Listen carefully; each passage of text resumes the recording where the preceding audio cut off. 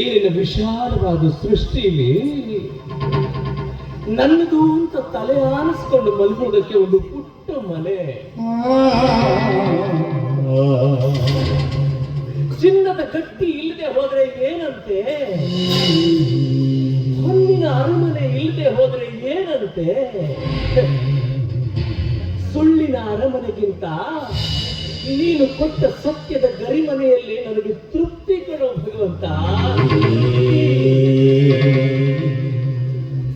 ಈ ಪ್ರಪಂಚದಲ್ಲಿ ಆಸ್ತಿ, ಅಂತಸ್ತು, ಐಶ್ವರ್ಯ ಯಾವುದು ಶಾಶ್ವತ ಅಲ್ಲ. ಶಾಶ್ವತವಾಗಿರೋದು ನಾವು ಸತ್ತ ಮೇಲೆ ನಮ್ಮ ಜೊತೆಯಲ್ಲಿ ಬರೋದು ನಾವು ಮಾಡಿದ ಕರ್ಮ ಫಲಗಳು ಮಾತ್ರ.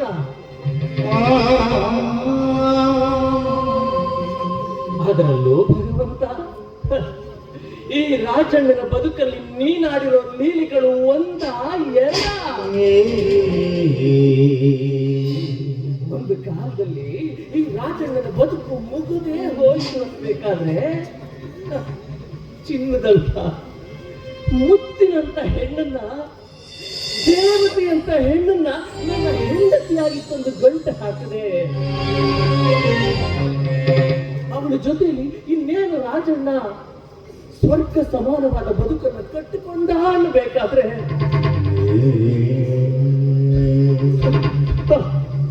ದೇವತೆಯ ನನ್ನಿಂದ ಕಿತ್ಕೊಂಡ್ಬಿಟ್ಟಿಯಲ್ಲ.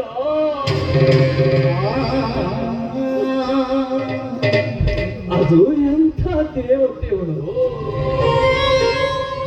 ಹಸಿವಿನಲ್ಲೂ ಹಬ್ಬ ಮಾಡ್ತಿತ್ತು,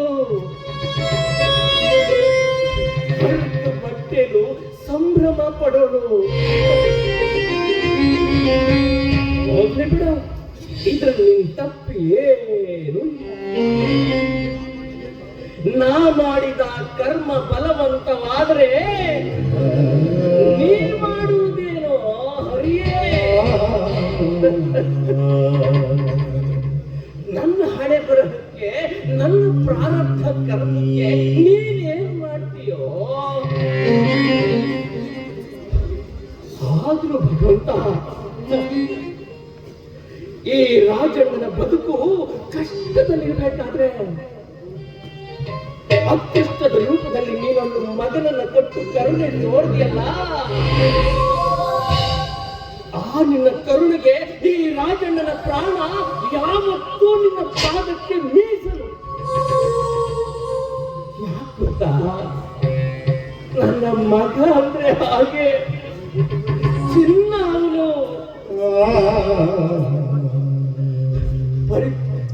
ಪರಿಸ್ಥಿತಿಗೆ ತಕ್ಕ ಹಾಗೆ ಅವನಿಗೆ ಕರುಣ ಅಂತ ಹೆಸರಿಟ್ಟಿದ್ದೀನಿ. ತಂದೆ, ತಾಯಿ, ಬಂಧು ಬಳಗ ಎಲ್ಲ ಪ್ರೀತಿನೂ ಈ ತಂದೆಯ ತೋಳಲ್ಲೇ ಕಂಡಿರೋ ಆ ತಪ್ಪಲಿ ತಂದ. ಅದು ನಾನು ಅಂದ್ರೆ ಪಂಚ ಪ್ರಾಣ. ನನಗೆ ಟೈಗರ್ ಅಂತ ಕರೀತಾನೆ. ತಂದೆನೂ ನಾನೇ, ತಾಯಿನೂ ನಾನೇ. ಅವನಿಗೆ ನಾನು ಅಂದ್ರೆ ಒಂಥರ ಆಗತ್ತು. ನನಗೆ ನನ್ನ ಮಗನೇ ಜಗತ್ತು, ನನ್ನ ಮಗನೇ ನನ್ನ ಜಗತ್ತು, ನನ್ನ ಮಗನೇ ನನ್ನ ಜಗತ್ತು. ಟೈಗರ್, ಏನ್ ಟೈಗರ್ ತುಂಬಾ ಸೆಂಟಿಮೆಂಟಲ್ ಮಾತಾಡ್ತಾ ಇದೀಯಾ? ಓಹೋ, ಈಗ ಅರ್ಥ ಆಯ್ತು ಬಿಡು. ಅಮ್ಮನ್ ನೆನಪಾಯ್ತಲ್ಲ? ಅದಕ್ಕೆ ಅನ್ಕೊಂಡೆ ಅಮ್ಮನ್ ನೆನಪಾಗಿರ್ಬೇಕು ಇವ್ನ್ ಮಾಡ್ತಾ ಇರೋದು ನೋಡಿದ್ರೆ. ಅದಕ್ಕೆ ಎಷ್ಟೋ ಸಲ ನಿನ್ಗೆ ಹೇಳಿದೆ, ಅಪ್ಪ ಒಂದು ಹೊಸ ಅಮ್ಮನ್ ತರೋಣ ಅಂತ. ಎಲ್ಲ ನನ್ನ ಮಾತು ಕೇಳ್ತೀಯ? ಹೊಸ ಅಮ್ಮ ಬಂದ್ಬಿಟ್ರೆ ನೀವು ಚೆನ್ನಾಗಿ ನೋಡ್ಕೊಳ್ಳಲ್ಲ, ಹಾಗೆ ಹೀಗೆ ಅಂತೇಳಿ ನನ್ನ ಬಾಯಿ ಮುಚ್ಚಿಬಿಡ್ತೀಯ. ಕಪ್ಪಾಡಕ್ಕಾಗ್ತೀನಿ ನೋಡು. ಮನೇಲೊಬ್ಬ ಮುದುಕ ಕಾಯ್ತಿರ್ತಾನೆ ಅನ್ನೋ ಸಣ್ಣ ಪರಿಜ್ಞಾನ ಇಲ್ಲ ನಿನಗೆ? ಯಾವಾಗ್ಲೂ ಹೋಗಿದ್ದು ನೀನು, ಯಾವಾಗ್ಲೂ ಬರೋದು. ಅಮ್ಮ ಅಂತೆ ಅಮ್ಮ. ನೋಡು, ಅಮ್ಮ ಇದ್ದಿದ್ರೆ ನಾನಿವತ್ತು ಕತ್ತಲೆ ಕೋಣೆಯಲ್ಲಿ ಕುಳ್ಬೇಕಾಗಿರ್ಲಿಲ್ಲ. ಧೈರ್ಯ ಹೇಳಿರೋ ನೋಡು. ಈಗ ಅವಳು ಇಬ್ರು ಭೂಮಿ ಮೇಲಿಲ್ಲ, ನೀನು ಮನೇಲಿ ಇರೋದಿಲ್ಲ. ಅವನ ಫೋಟೋ ನೋಡ್ಕೊಂಡು ಗೋಡೆ ಮೇಲೆ ಹಲ್ಲಿ ಜೊತೆ ಮಾತಾಡ್ಕೊಂಡು ಕಾಲ ಕಳೆಯೋದು ಅಭ್ಯಾಸ ಆಗ್ಬಿಟ್ಟಿದೆ ನನಗೆ. ಅಲ್ವೋ ಯಪ್ಪ ನೆನಪಾಗೋದಿಲ್ವೇನೋ ನಿನಗೆ? ಅನ್ಕೊಂಡೆ ಸುಮ್ಮನೆ ನೀನನ್ನು ಕಿಡಾಯಿಸ್ಕೊಂಡು ನಾನು ತಪ್ಪು ಮಾಡ್ಬಿಟ್ಟೆ ಅಂತ ಅನ್ಸತ್ತೆ. ಅಲ್ಲಪ್ಪ, ನನ್ನ ಕಷ್ಟಪಟ್ಟು ದುಡ್ಡು ಓದಿಸಿದ್ಯಾ, ಬೆಳೆಸಿದ್ಯಾ, ಕೊನೆಗೆ ಏನಾಯ್ತು? ಕೆಲಸಕ್ಕಾಗಿ ಊರು ಅಂದಾಡ್ದೆ. ನಮ್ಮ ಹಣೆ ಬರಕ್ಕೆ ಸರ್ಕಾರಿ ನೌಕರಿ ಸಿಗೋದಿರ್ಲಿ, ಒಂದು ಪ್ರೈವೇಟ್ ಕಂಪ್ನಿಯಲ್ಲೂ ಕೆಲಸ ಸಿಕ್ಕಿಲ್ಲ. ಈಗ ನೋಡೋ ನಿನ್ ಕೆಲಸ ನೋಡೋ ನಿನ್ ಕೆಲಸ ಮಾಡದೆ ಹೋದ್ರು ನನ್ ಚಿಂತೆ ಇಲ್ಲ ಮಗ. ನಿನ್ ಕೆಲಸ ಮಾಡದೆ ಹೋದ್ರು ನನ್ ಚಿಂತೆ ಇಲ್ಲ. ಆದ್ರೆ 2-3 ದಿನ ನಿನ್ ಕಾಲ ಬಾಡಿಗೆ ಅಂತ ಹೋಗಿ ನನ್ನ ಒಬ್ಬನ್ನೇ ಬಿಟ್ಟಿರ್ಬೇಡ. ಇಲ್ಲಿ ಚಡ್ಪಡಿಸುತ್ತೆ ಕಣೋ ಜೀವ. ಅಪ್ಪ ನೋಡು, ನೀನು ಒಂದೇ ಸಲ ಹೇಳ್ತೀವಿ, ನನ್ನ ಕೋಪ ಬರ್ಸ್ಬೇಡ ನೀನು. ನೋಡಪ್ಪ, ನೀ ಡ್ರೈವರ್ ಕೆಲಸ ಅಷ್ಟು ಕೀಳಾಗಿ ಮಾತಾಡ್ಬೇಡ ನೀನು. ಅಲ್ಲಪ್ಪ, ಡ್ರೈವರ್ಗಳನ್ನ ಸಾಮಾನ್ಯದವ್ರು ಅಂತ ತಿಳ್ಕೊಂಡಿದ್ದೆ ನೀನು. ಸಾವನ್ನು ಕತ್ತಿ ನೆತ್ತಿ ಮೇಲೆ ತೂಗ್ತಾ ಇರುತ್ತೆ. ಮನೆಯಲ್ಲಿ ಅವರ ಸಂಸಾರ, ಕುಟುಂಬ ಅವ್ರಿಗೋಸ್ಕರ ಕಾಯ್ತಾ ಇರುತ್ತೆ. ಒಬ್ಬ ವ್ಯಕ್ತಿ ಒಂದು ಕಡೆಯಿಂದ ಇನ್ನೊಂದು ಕಡೆ ಸುಖವಾಗಿ ಸಾಕ್ತಾನೆ, ಸುರಕ್ಷಿತವಾಗಿ ಸಾಕ್ತಾನೆ ಅಂತ ಆದ್ರೆ ಅಪ್ಪ, ಅಲ್ಲಿ ಡ್ರೈವರ್ಗಳ ತ್ಯಾಗ ಇದೆ ಅಪ್ಪ. ಒಬ್ಬ ಟ್ಯಾಕ್ಸಿ ಡ್ರೈವರ್, ಒಬ್ಬ ಟ್ರಕ್ ಡ್ರೈವರ್, ಒಬ್ಬ ಬಸ್ ಡ್ರೈವರ್, ಒಬ್ಬ ಆಟೋ ಡ್ರೈವರ್ ನಾನು ಮಾಡೋ ಕೆಲಸನ ನಿಲ್ಲಿಸ್ಬಿಟ್ರೆ ಅವ್ರ ಕುಟುಂಬನೇ ನಿಂತೋಗ್ಬಿಡತ್ತಪ್ಪ.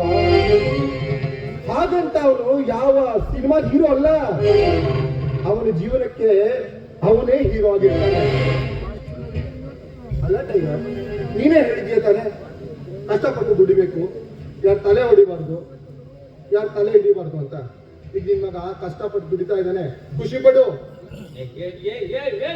ಈ ಮುದಿ ಕೂಬೆ ಮನ್ಸಿನ ಭಾವನೆ ಅರ್ಥ ಆಗಲ್ವಲ್ಲ ನಿನ್ಗೆ? ಏನಪ್ಪ ಅದು? ನೋಡೋ, ನೀನೇನೋ ಕಾರ್ ಬಾಡಿಗೆ ಅಂತ ಎತ್ಕೊಂಡು ಹೋಗ್ಬಿಡ್ತೀಯ 3 ದಿನ. ಆದ್ರೆ ಇಲ್ಲಿ ನಾನು ಕಣ್ಣಿಗೆ ನಿದ್ದೆ ಇಲ್ಲದೆ ಮಗ ಎಷ್ಟು ಹೊತ್ತಿಗೆ ಬರ್ತಾನೋ, ನಮ್ಮ ಮಗ ಊಟ ಮಾಡಿದ್ನೋ ಇಲ್ಲೋ. ಅಲ್ಲ, ರಸ್ತೆಯಲ್ಲಿ ನಡೆಯೋ ಒಂದೊಂದು ಅಪಘಾತಗಳನ್ನು ನೆನೆಸ್ಕೊಳ್ತಾ ಇದ್ದೆ. ಅಯ್ಯೋ, ನನ್ನ ಮಗನಿಗೆ ಏನಾಗುತ್ತೋ ಏನೋ ಅಂತ ಇಡೀ ರಾತ್ರಿ ನಿದ್ದೆ ಇಲ್ಲದೆ ಕಳಿಬೇಕಾಗತ್ತೆ ನಾನು. ಗೊತ್ತಾಗುತ್ತಾ ನಿನ್ಗೆ? ನೋಡು, ಈ ಸಾವು ಅನ್ನೋದು ಒಮ್ಮೆ ಬರುತ್ತೆ ಅಂತಂದ್ರೆ ಅದನ್ನು ಯಾರಿಗೂ ತಪ್ಸಕ್ಕಾಗಲ್ಲ. ನೋಡು, ಮನೇಲಿ ಊಟ ಮಾಡ್ಕೊಂಡು ಸುಮ್ಮನೆ ಮಲಗಿದ್ರು ಅವ್ನು ಹೃದಯಾಘಾತ ಸಾಯ್ಬಹುದು. ಹೋಗ್ಲಿ ಬಿಡು, ಸುಮ್ಮನೆ ರಸ್ತೆಯಲ್ಲಿ ಬದಿಯಲ್ಲಿ ನಡ್ಕೊಂಡು ಹೋಗ್ತಾ ಇದ್ರು ಯಾವ್ದಾದ್ರು ಹಿಂದಿನ ವಾಹನ ಗುದ್ದಿ ಸಾಯ್ಬಹುದು. ನೋಡು, ನನ್ಗೇನು ಆಗಲ್ಲ. ಆ ನಾಗಚೌಡೇಶ್ವರಿ ತಾಯಿ ಕೃಪೆ ನಿನ್ನ ಮೇಲೂ ನನ್ನ ಮೇಲೂ ಇದೆ. ನೋಡು, ಸುಮ್ಮನೆ ಅದೆಲ್ಲ ಯೋಚನೆ ಮಾಡಿ BP ಶುಗರ್ನ ಜಾಸ್ತಿ ಮಾಡ್ಕೋಬೇಡ. ನನ್ನ ಮಾತು ಕೇಳಪ್ಪ. ನೋಡು, ನಿನಗೆ ಬುದ್ಧಿ ಹೇಳ್ತೀನಲ್ಲ, ನನಗ್ ಬುದ್ಧಿ ಇಲ್ಲ. ನೋಡ್ ಮಗ, ನೋಡು, ಈ ಅಪ್ಪ ಅನುಭವದಿಂದ ಒಂದು ಮಾತು ಹೇಳ್ತೀನಿ ಕೇಳೋ. ಏನಪ್ಪ? ನನ್ನ ಬಗ್ಗೆ ನಿಮ್ಗೆ ಗೊತ್ತಿಲ್ಲ. ಈ ರಾಜಣ್ಣ ಅಂದ್ರೆ ಯಾರು ಅಂತ ತಿಳ್ಕೊಂಡಿದ್ಯಾ? ಈ ಪ್ರಪಂಚದಲ್ಲಿ ನನ್ಗೆ ಎಷ್ಟೋ ಪೆಟ್ಟು ತಿಂದು ಬದುಕುದವನು ಕೂಡ ನಾನು. ಬಿದ್ದು ಪೆಟ್ಟುಗಳನ್ನೇ ಪಾಠವಾಗಿ ಮಾಡಿಕೊಂಡು ಎದ್ದು ನಿಂತವನು ಈ ರಾಜಣ್ಣ. ನನ್ನ ಮಗ ಅನ್ನೋ ಸ್ವಾರ್ಥದಿಂದ ಒಂದು ಮಾತು ಹೇಳ್ತೇನೆ. ಹೇಗಪ್ಪ? ನಡ್ಸ್ಕೊಡ್ಬೇಕು ಅಪ್ಪ, ನೀ ಕೇಳೋದು ನಾನು ನಡ್ಸ್ಕೊಳ್ಳೋದು. ನೀನ್ ಏನ್ ಹೇಳು, ನಿನ್ ಕಾಲಲ್ಲಿ ತೋರಿಸು, ಆ ತಲೆ ಮೇಲೆ ಮಾಡ್ತೀನಿ ನಾನು. ಏನಂತ ಹೇಳಪ್ಪ? ಈಗ ನನ್ ಸಮಾಧಾನ ಆಯ್ತು. ಖುಷಿನಾ? ನೋಡ್ ಮಗ, ನನಗೂ ವಯಸ್ಸಾಗ್ತಾ ಬಂತು. ನೋಡು, ನನ್ಗೆ ಈ BP ಜಾಸ್ತಿ ಆದ್ರೆ ಶುಗರ್ ಕಡಿಮೆ ಆಗುತ್ತೆ, ಶುಗರ್ ಜಾಸ್ತಿ ಆದ್ರೆ BP ಕಡಿಮೆ ಆಗುತ್ತೆ. ಯಾಕೆ? ಯಾಕಂದ್ರೆ ಈ ಕಾಡಿದೆಯಲ್ಲ, ನಾಡಿದೆಯಲ್ಲ, ಸುಮ್ಮನೆ ಹೋಗೋ ಮುದ್ಕ ಅಂತ ಹೇಳ್ತಿದೆ. ಕಾಡು ಬಾರೋ ಸಾಕು ಅಂತಿದೆ. ಅದು ನಿನ್ಗೆ ಅರ್ಥ ಆಗಲ್ಲ. ಏನಪ್ಪ ಈಗ ಹೇಳು, ನಾನು ಏನ್ ಮಾಡ್ಬೇಕಂತ ಹೇಳು. ನೀನ್ ಹೇಳ್ದಾಗ ಮಾಡ್ತೀನಿ, ಓಕೆನಾ? ಏನು ದೊಡ್ಡ ಆಸ್ಪತ್ರೆ ಕರ್ಕೊಂಡು ಹೋಗ್ತೀನಿ ಅಂತೀಯ? ಯಾವ ಆಸ್ಪತ್ರೆನೂ ಬೇಡ ಅಪ್ಪ. ಆಗಲ್ವೋ? ಹೇಗಪ್ಪ ಅಂತ ನಿನ್ನೊಂದು ಮದುವೆ ಮಾಡಿ ಮುಗಿಸ್ಬಿಟ್ರೆ ದೊಡ್ಡ ಜವಾಬ್ದಾರಿ ಕಳೆಯುತ್ತೆ. ಏ ಟೈಗರ್, ನಾನು ನೀನು ಚೆನ್ನಾಗಿರೋದು ನಿಂಗೆ ಇಷ್ಟ ಇಲ್ವಾ? ಇಲ್ಲಿ ಚೆನ್ನಾಗಿರೋದು ಸಂತೋಷ, ದುಃಖದ ವಿಚಾರ ಅಲ್ಲ ಮಗ. ನೋಡು, ಈ ಭೂಮಿಗೆ ಮನುಷ್ಯರಾಗಿ ಹುಟ್ಟಿದ ಮೇಲೆ ಮದುವೆ ಅನ್ನೋದು ಒಂದು ಸಂಸ್ಕಾರ ಮಗ. ಪ್ರತಿಯೊಬ್ಬನ ಜೀವನದಲ್ಲಿ ಆಗ್ಬೇಕಾದ್ರೆ ಒಂದು ಸಂಸ್ಕಾರ. ನೋಡು, ನಾವು ಎಷ್ಟು ಸಾಧನೆ ಮಾಡಿದೀವಿ ಅನ್ನೋದು ಮುಖ್ಯ ಅಲ್ಲ, ಆದರೆ ಆ ಸಾಧನೆಗಳನ್ನ ಸಂಭ್ರಮಿಸೋದಕ್ಕೆ ನಾವು ಸೋತು ನಿಂತಾಗ ನಮ್ಮ ಬೆನ್ನು ತಟ್ಟಿ ನಾನು ನಿನ್ ಜೊತೆಲಿದ್ದೀನಿ ಅಂತ ಹೇಳೋದಕ್ಕೆ, ಎಲ್ಲದಕ್ಕಿಂತ ಹೆಚ್ಚಾಗಿ ನೀನು ಮನೆಗೆ ದಣಿವಾಗಿ ಬಂದಾಗ ಒಂದು ಕೊಟ್ಟು ನೀರನ್ನು ನಿನ್ನ ಬಾಯಾರಿಕೆಗೆ ಕೊಡೋದಕ್ಕೆ ಒಂದು ಹೆಣ್ಣು ಜೀವ ಬೇಕು. ನೋಡು, ಅಪ್ಪ ಅಂತೀಯ, ಅಪ್ಪನ ಕಾಲ ಮುಗಿತಾ ಬಂತು. ನೋಡು, ನನ್ನ ಆಸೆ ಏನ್ ಗೊತ್ತಾ? ಈ ಅಪ್ಪನ ಕಣ್ಣು ಮುಚ್ಚೋದ್ರೊಳಗೆ ನಿನ್ನ ಬದುಕು ಕಣ್ಣು ತೆರಿಬೇಕು ಅಷ್ಟೇ. ಅದು ನನ್ನ ಆಸೆ. ಅಪ್ಪ, ನೀನ್ ಹೇಳ್ದಾಗೆ ಮದುವೆ ಆಗ್ಬೋದು, ಆದ್ರೆ ಈಗಿನ ಕಾಲ ಹುಡುಗಿಯರು ಕೆಲವು ಹುಡುಗರು ಹೇಗ್ ಗೊತ್ತಾ? ಸೌಂದರ್ಯ ವರ್ಧಕಗಳನ್ನು ತಂದ್ಕೊಡ್ಲಿಕ್ಕೆ ಒಬ್ಬ ಪ್ರಿಯಕರ, ಬಣ್ಣದ ಬಟ್ಟೆಗಳನ್ನು ತಂದ್ಕೊಡ್ಲಿಕ್ಕೆ ಇನ್ನೊಬ್ಬ ಪ್ರಿಯಕರ. ಕೊನೆಗೊಂದು ಮದುವೆ ಆಗೋದು ಯಾರಿಗ್ ಗೊತ್ತಾ?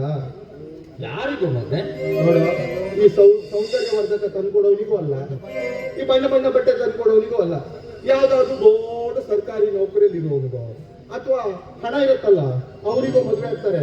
ಈ ಐಶ್ವರ್ಯಕ್ಕೆ ಅದೆಲ್ಲ ಬೇಕಾ ಅಂತ. ಅಂದ್ರೆ ನಿನಗ ಭಾವನೆಗಳಿಗೆ, ಪ್ರೀತಿಗೆ ಬೆಲೆನೇ ಇಲ್ಲ ಅಂತ ನೋಡಿದ್ಯಾ ಕಾಲ ಎಷ್ಟು ಕೆಟ್ಟೋಗಿದೆ ಅಂತ. ಹೌದಪ್ಪ, ಒಮ್ಮೆ ನಾನು ಒಪ್ಕೊಂಡ್ರು ಅವರು ಹೆಣ್ಮಕ್ಳು, ಆಮೇಲೆ ಅವ್ರ ಮನೆಯವರು ಒಪ್ಕೊಳ್ಳಲ್ಲಪ್ಪ. ನೋಡ್ ಮಗ, ನೀನು ಮದುವೆ ಆಗೋ ಹುಡುಗಿ ನಿನಗೆ ಒಪ್ಪಿಗೆ ಆಗೋಗಿದ್ರೆ ಸಾಕು. ನನ್ನ ಮಗನಿಗೆ ಏನು ಕಡಿಮೆ ಆಗಿದೆ? ನಿನ್ನ ಮದುವೆ ಆಗೋಕೆ ಅದೃಷ್ಟ ಬೇಕು. ನನ್ನ ಮಗ ರೂಪದಲ್ಲಿ ರಾಜ್ಕುಮಾರ, ಸರ್ದಾರ. ನಿನ್ನನ್ನು ಮದುವೆ ಮಾಡಿಕೊಳ್ಳೋಳು ಸುಮ್ಮನಿರೋ ಅದೃಷ್ಟ ಮಾಡಿರ್ತಾಳೆ. ನೋಡ, ನಿನ್ನ ಮಗ ಪ್ರಕಾರ ಹೆತ್ತವರಿಗೆ ಹೆಗ್ಗಣ ಮುದ್ದು ಅಂತಾರೆ. ನಿನ್ನ ಮಗ ರೂಪದಲ್ಲಿ ರಾಜ್ಕುಮಾರ, ನಾನು ಒಪ್ಕೊಳ್ತೀನಿ. ಜವಾಬ್ದಾರಿ ನಿಭಾಯಿಸುವುದರಲ್ಲಿ ಸರ್ದಾರ ಅಂತಾನು ಒಪ್ಕೊಳ್ತೀನಿ. ಆದ್ರೆ ನನ್ನ ಮದುವೆ ಆಗ ಬರೋ ಕನ್ಯಾಮಣಿ ಅವಳಿಗಿರ್ಬೇಕಲ್ಲ, ಅವಳಿಗೆ ಗೊತ್ತಾಗ್ಬೇಕಲ್ಲ ನಾನು ಸರ್ದಾರ್ನೋ ಅಥವಾ ರಾಜ್ಕುಮಾರ್ನೋ ಅಂತ. ಒಂದ್ ವೇಳೆ ಅವಳು ಒಪ್ಪಿದ್ರು ಅವಳ ತಂದೆ ತಾಯಿಗಳ ಕುಟುಂಬದವ್ರು ಒಪ್ಬೇಕಲ್ಲ. ಮಗ ನೋಡು, ನಿನಗೆ ಯಾವ ಹುಡುಗಿನ ಬೇಕಾದ್ರೂ ಒಪ್ಪಿಗೆ ಆದ್ರೂ ತೋರ್ಸು. ನಿನ್ನನ್ನ ಮದುವೆ ಮಾಡೋ, ಅವಳ ಜೊತೆಲೆ ಮದುವೆ ಮಾಡೋ ಜವಾಬ್ದಾರಿ ನಂದು. ಸರಿ, ಓಕೆ. ಏನ್ ಖುಷಿ ಆಗತ್ತಂತಂದ್ರೆ, ನಾನು ನಮ್ಮ ಮನೆತನಿಗೆ ಒಗ್ಗಿಕೊಳ್ಳುವಂತ ಹುಡುಗಿನ ನಾನು ಮದುವೆ ಆಗ್ತೀನಿ. ನನಗೆ ಸ್ವಲ್ಪ ಕಾಲಾವಕಾಶ ಬೇಕು. ಇಲ್ಲ, ಈ ವರ್ಷನೇ ಆಗ್ಬೇಕು. ಸರಿಯಪ್ಪ, ನಿನ್ನ ಆಸೆ ಅಂತ ಈ ವರ್ಷನೇ ಆಗ್ತೀನಿ. ಓಕೆನಾ? ಖುಷಿನಾ? ತಂದೆಯಾಗಿ ತಾಯಿಯಾಗಿ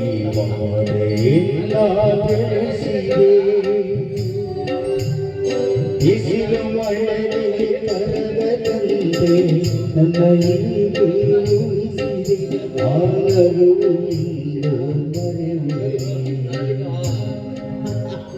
ಅಪ್ಪ ಆಯ್ತು, ಸರಿ.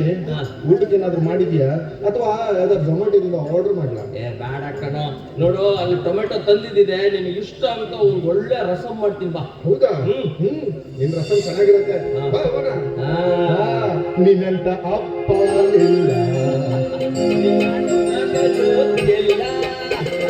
ನೀನೆ ನನ್ನ